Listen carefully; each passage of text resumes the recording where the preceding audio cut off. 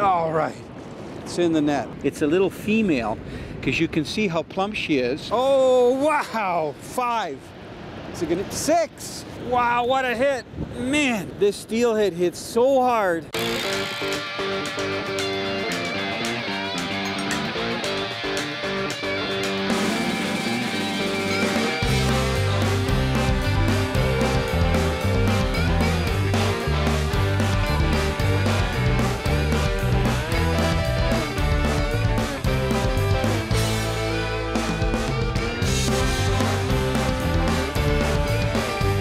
Canadian Sport Fishing is brought to you by Rapala Premium Fishing Gear, crafted from experience. Yamaha Outboards. Reliability starts here. Dickies, guaranteed workwear since 1922. Lucky Strike, more fish bite with a Lucky Strike.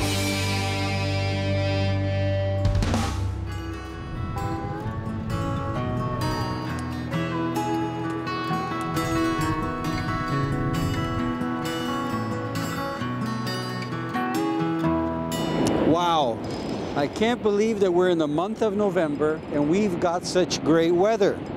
Well, as you can see, I'm here at the world famous Niagara River and fishing at one of my favorite spots, which is the base right at Niagara Falls. I've got the Horseshoe Falls to my right, the beautiful American Falls in front of me, and I'm down here just shore fishing. I've got my backpack with all my gear in it, 3 rods, a large landing net, and I've got the chance of either getting Chinook salmon or rainbow trout and brown trout.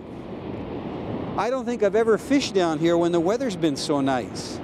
The water is so deep here, and as you know, the Niagara River connects Lake Erie to Lake Ontario, that you can virtually catch any species of game fish, from warm water game fish like bass, walleye, and muskie, and all of the coarse fish, to many of the species of cold water fish, like migratory rainbow trout, brown trout, lake trout come up the river, and in the fall, at this time of the year, Chinook salmon.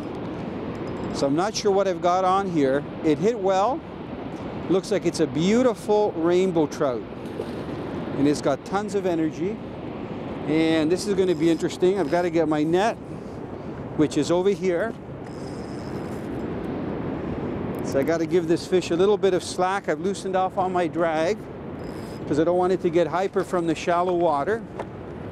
Okay, as you can see, I brought a long-handled landing net with me. The main reason I don't have waders on today, I'm just wearing some overalls, because when you're shore fishing like this, it's very easy to get dirty. You can see the inside of my pant legs just from rubbing on the rocks.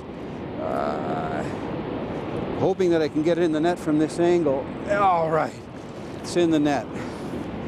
You know, a lot of migratory trout fishermen will use spawn, they'll use bait like worms and so on, but I find that you get some of the most aggressive hits when you use artificial lures.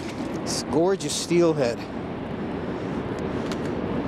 So I'm just gonna put my rod down, and I don't know if I can get the hook out without my pliers. I'm going to try. So I'm just going to swing this fish right in front of you here. Isn't that a pristine steelhead? And you can see that spinner. That fish was caught on a number 4 spinner that's got a blue body and a silver blade and a single hook. So this is what the anglers in Western Canada would be fishing. In my case, it's got a barb, but if you were fishing on the West Coast, you'd have to use a barbless hook. Okay, now while I talk to you about this lure, I'm just going to put the net in the water so that that fish can breathe. Okay, so he's right there in a nice little spot. Now there's something a little bit special about this spinner. You can see that it's got a bell shaped on the body. That bell actually is loose, it spins around. And see inside, there's a mechanism that looks like a gear. Believe it or not, when this spinner goes through the water and the water goes through that bell, it rattles back and forth against that mechanism inside, kind of like a dinner bell, you know, if I went like this. So you've got the rotation of the blade, which provides the flash, and then you've got the vibrations from the actual bell. Isn't that a gorgeous fish? You can see Niagara Falls in the background. Look at that sun just glistening off the side of it. So this fish has not been in the river long, even though we're November, because you can see how silver it is. Gorgeous spots. This is a male. You can see he's got a little bit of a kype. And I want to get him back in the net and in the water. And because I don't have my waders on, you know, having this basket net, you can see how the fish is lying almost flat.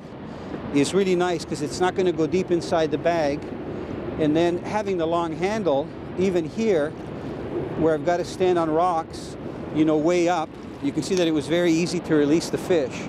And believe it or not, this net with the long shaft, you know, compacts down by just pushing that little button. It goes in, so it's very easy to walk even through the bush. And you can see that it's a fiberglass shaft, which I really like. And the fact that it's bright yellow, a lot of times if I'm putting it in the trees or bushes when I'm walking down the river, it's very easy to see. So the fiberglass not only is really strong and lightweight, but it's very good for spotting it when you're trying to remember where you've left it. And trust me, I have left nets on rivers. Wasn't that awesome? Can you believe the weather? This is beautiful. Dickey's Sport Fishing Sweepstakes.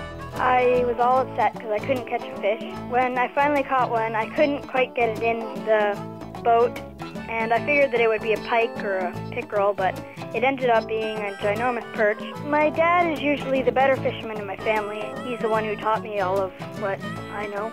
We'd love to hear your fishing story. Go to our website and enter the Dickey's Sport Fishing Sweepstakes. It's free, and you could win some great prizes.